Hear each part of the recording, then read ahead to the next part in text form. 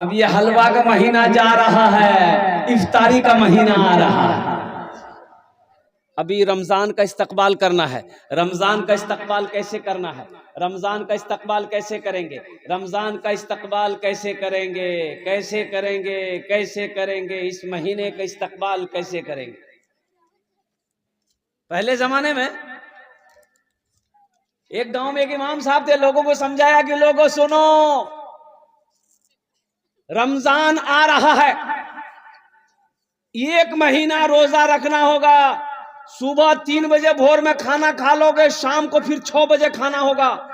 कोई पानी में हाथ नहीं लगा सकते, कोई खाने में हाथ नहीं लगा सकते। वो आ रहा है। तो लोग सब कल की हो बहुत खतरनाक चीज आ गई।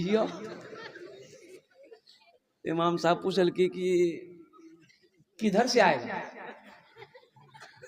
इमाम साहब कल की पश्चिम तरफ से आएगा। चांद के बारे में, चांद निकलेगा रोजा शुरू हो जाएगा, पश्चिम से आएगा। बोला अच्छा ठीक है, आने दी, हम लोग भी देख लेते हैं कैसे आता है।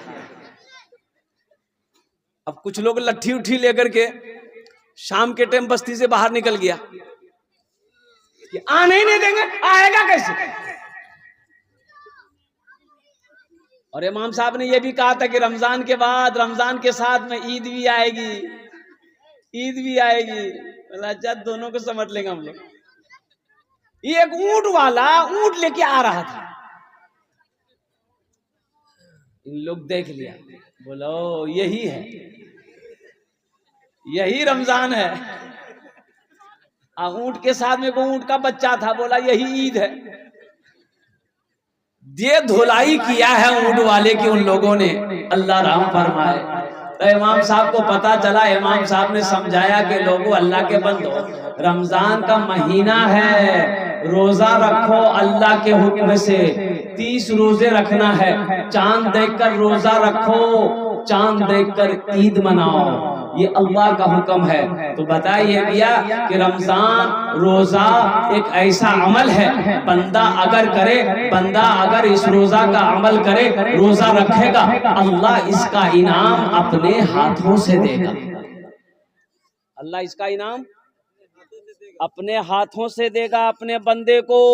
इसलिए मुसलमानों, इसलिए मेरी माँ बहनों, इसलिए मेरे नौजवानों, इसलिए मेरे बच्चों, रोजा पाबंदी के साथ रखना, रोजा छूटने ना पाए, रोजा टूटने ना पाए। हाँ, बीमारों के लिए छूट है, जो बीमार है, बहुत बीमार है, इतना बीमार है कि अगर वो रोजा रखता है तो जान पर खतरा है, उसके लिए रोजा माफ है। वो जब अच्छा होगा तब उसके बाद वो कज़ा रोजा रखेगा, लेकिन अभी उसके ऊपर में रोजा नहीं है, बीमार है तो दवाई खाइए आप और कुर्बान जाओ।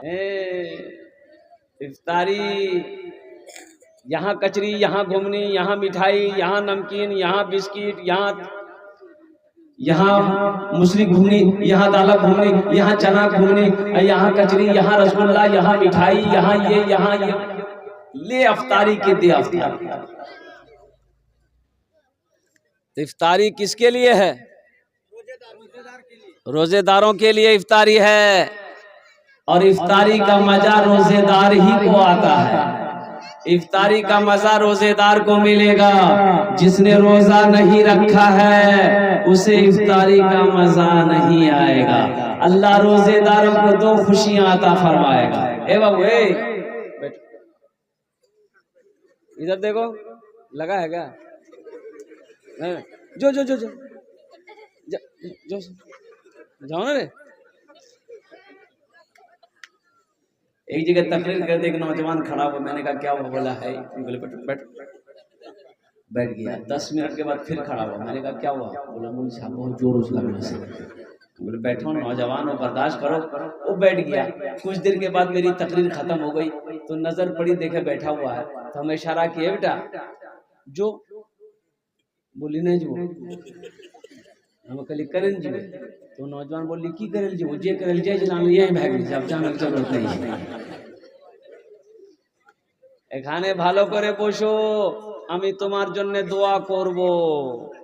तो मैं ये कह रहा था कि रमजान का महीना अल्लाह ताला रोजेदारों को 2 खुशियां अता फरमाएगा। क्या खुशियां अता फरमाएगा? दो। अल्लाह रोजेदारों को दो खुशियां अता फरमाएगा, एक खुशी दुनिया में, एक खुशी आखिरत में। दुनिया की खुशी क्या है? इफ्तारी के वक्त में अल्लाह जो खुशी रोजेदार को अता फरमाता है, उस खुशी के आगे दुनिया की सारी खुशी फेल है। कुर्बान जाइए, सारा आइटम रखा हुआ है, इधर मिठाई, इधर कचरी, इधर चूरा है, इधर घुमनी है, इधर मकई का, ये सारा आइटम रखा हुआ है। पानी का गिलास, शरबत का गिलास, रूहे अफ़ज़ा का शरबत, नींबू का शरबत, चीनी का शरबत सब रखा हुआ है। घड़ी देख रहा है, मोबाइल देख रहा है, अब टाइम होगा, अब टाइम होगा। कुर्बान जाओ, जैसे ही आजान की आवाज आती है, अल्लाहु अकबर, अल्लाहु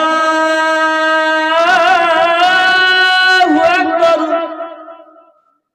गिलास उठाया शरबत का, पानी का गिलास उठाया, खजूर खाया, पानी पिया, ऐसा लगा उस वक्त इतनी खुशी मिलती है कि सारी दुनिया की खुशी फेल हो गई। बोलो मजा आता है कि नहीं आता? आज जो दिन भर गुट गुट खाते रहा है, उसको अफ्तारी में मजा आएगा? दिन भर तो फैक्ट्री चालू किया, तो उसको भूख का ना मजा मिलेगा, ना पानी का मजा मिलेगा। पानी का मजा तो उसको लगेगा जो 16 घंटा तक पानी को हाथ नहीं लगाया है, अल्लाह की मोहब्बत में, अल्लाह के रसूल की मोहब्बत में पानी को हाथ नहीं लगाया, खाने को हाथ नहीं लगाया। अब 16 घंटा, 17 घंटा के बाद, 14 घंटा, 15 घंटा के बाद पानी को हल्के से नीचे उतार रहा है, तो मजा उसे नहीं आएगा तो किसे आएगा? एक आदमी रोजा रखता था और दिन में 5 मरतबा नहाता था। क्या मरतबा? घर के बगले में नदी थी, नदी में कूदे जी, वो मारे डुबकी, नहा के निकल जाता था। तो लोग कल के इतना गो सरकने खोरी है, बोली हमारा रोज अलग ही है। वो दरअसल नहाता नहीं था, वो पानी में डूबी के पानी पी ही, वो नहाता नहीं था, वो पानी पीता था। लोगों को बताता था हमें रोजा जी। अब प्यास लगे, माँ नदी में कूदे, मुंह खोले, पानी पी के बाहर निकल जाए। एक बार बेटा फंस गया, कूदले नदी में, डुबकी मार के, खोल के मुंह पानी पिए ली, टेंगरा माछो मुंह हम घुस गई।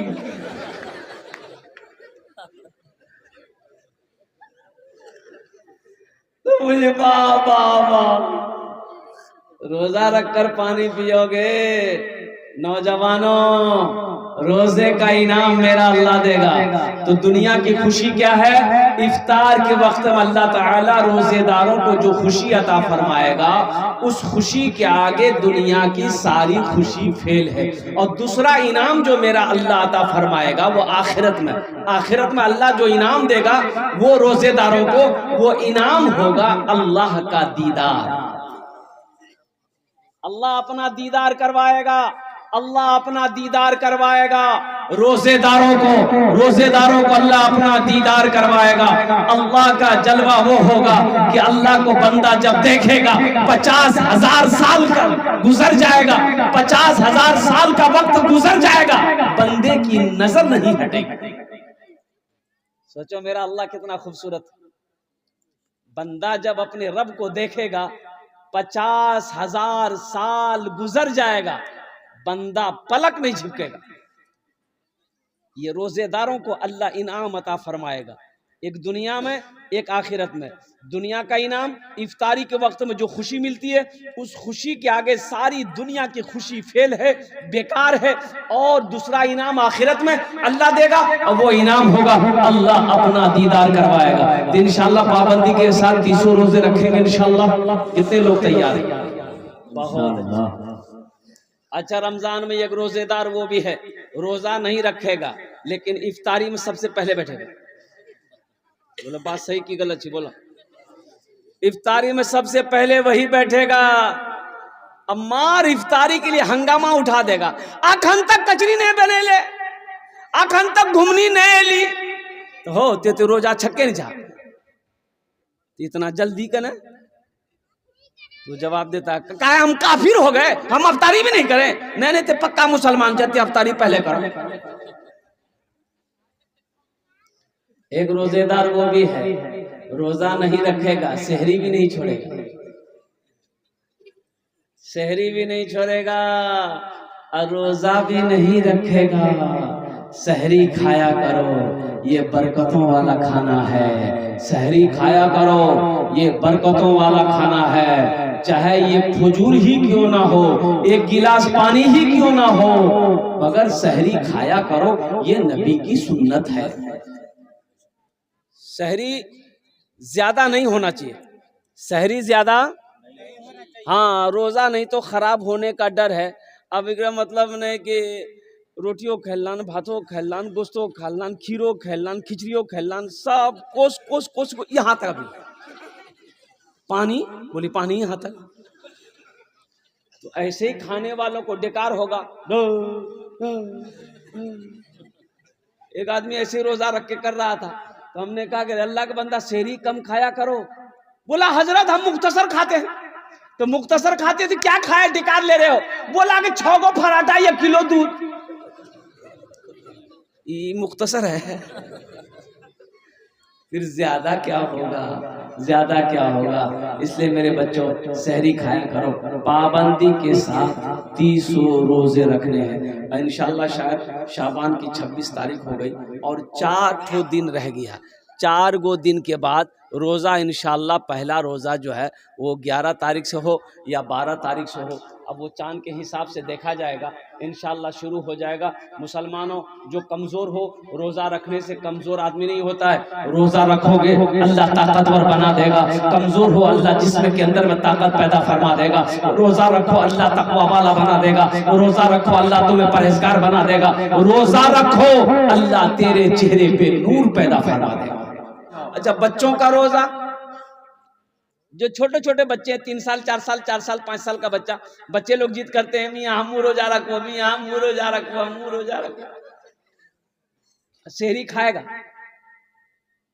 और सुबह फिर नाश्ता ढूंढेगा।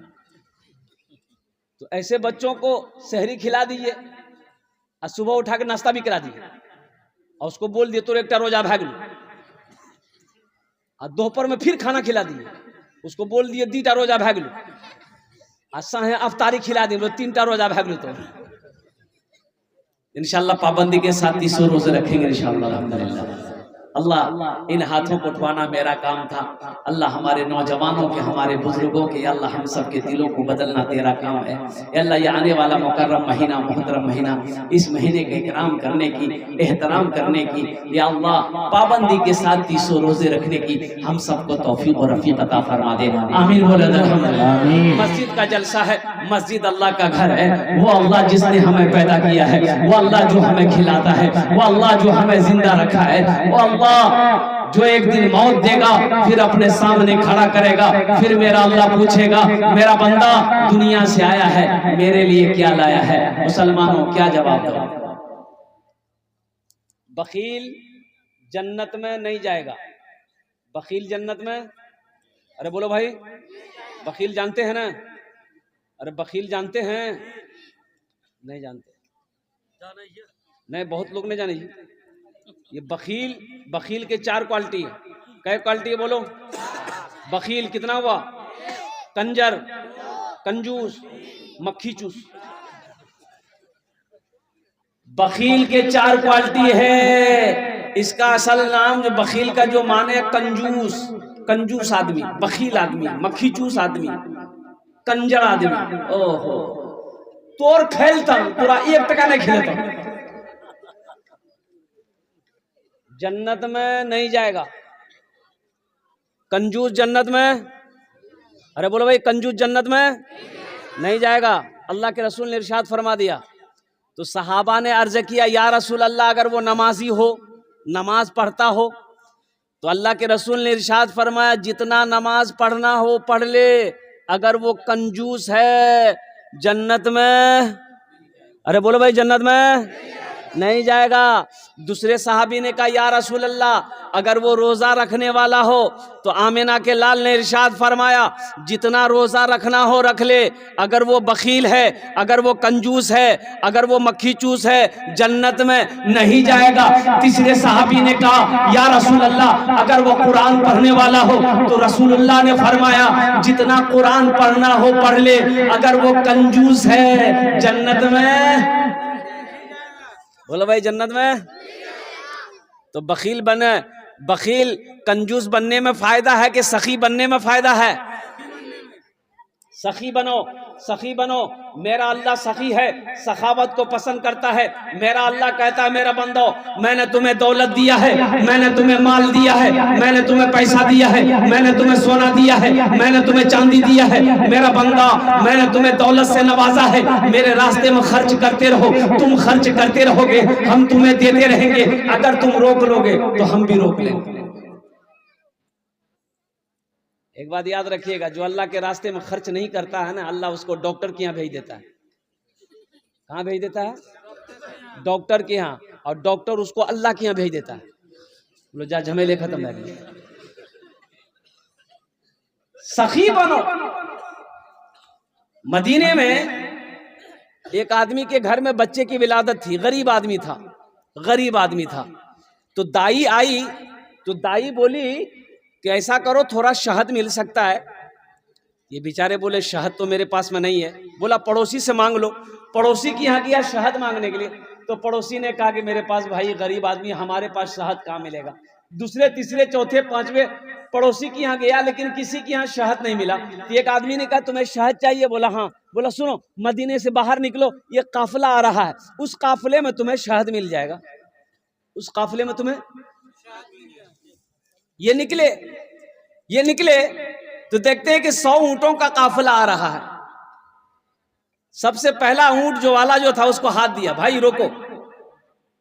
रस्सी खींचा, ऊंट रुक गए। क्या बात है? ये गरीब आदमी कहने लगा कि भाई मेरी बीवी को बच्चे की विलादत है, थोड़ा हमको शहद चाहिए, मिलेगा? तो ऊंट बान ने कहा कि हाँ मिलेगा, शहद तो है, लेकिन अमीर से पूछना होगा। बोला पूछ लीजिए, आप अपने अमीर से पूछ लीजिए। तो ऊंटबान अपने अमीर से पूछा कि हजरत इसको थोड़ा शहद चाहिए, दे दूं? तो एक ऊंट पर 2 घड़ा, 2 बरिया, अरे घड़ा जाने नहीं हो, बरिया शहद का यूं बंधा हुआ था, पीठ पर बैलेंस किया हुआ, एक घड़ा इधर एक घड़ा इधर। तो अमीर ने कहा कि ऐसा करो, एक घड़ा शहद का खोलकर इसको दे दो। तो ऊंटबान ने कहा कि हुजूर ये थोड़ा मांग रहा है। तो अमीर ने कहा कि वो अपनी हैसियत के मुताबिक मांग रहा है, हम अपनी हैसियत के मुताबिक दे रहे हैं। सुभान अल्लाह, माशाअल्लाह। वो अपनी हैसियत के मुताबिक मांग रहा है, हम अपनी हैसियत के मुताबिक दे रहे हैं। एक घड़ा शहद का खोल के दे दो। तो ऊंटबान ने कहा कि हजरत एक घड़ा दे देंगे तो दूसरा घड़ा हम लोग ऊंट पर कैसे लेके जाएंगे, बैलेंस गड़बड़ा जाएगा। तो अमीर ने कहा कि दोनों घड़ा दे दो। क्या दे दो? दोनों घड़ा दे दो। तो ऊंटबान ने कहा कि हजरत दोनों घड़ा दे देंगे तो ये लेकर जाएगा कैसे? तो अमीर ने कहा कि ऊंट भी दे दो। जानते हैं वो अमीर कौन थे? खलीफा सोम, दामाद मुस्तफ़ा हजरत उस्मान गनी रदी अल्लाह ताला अन्हु थे। मुसलमानों सखी बनो। वो उस्मान जिसको अल्लाह के रसूल जनाब मोहम्मद रसूलुल्लाह सल्लल्लाहु अलैहि वसल्लम ने कई मर्तबा जन्नत की सर्टिफिकेट दे दिया कि लोगों, मुसलमानों, जन्नती अगर किसी को देखना हो तो वो उस्मान को देखिए।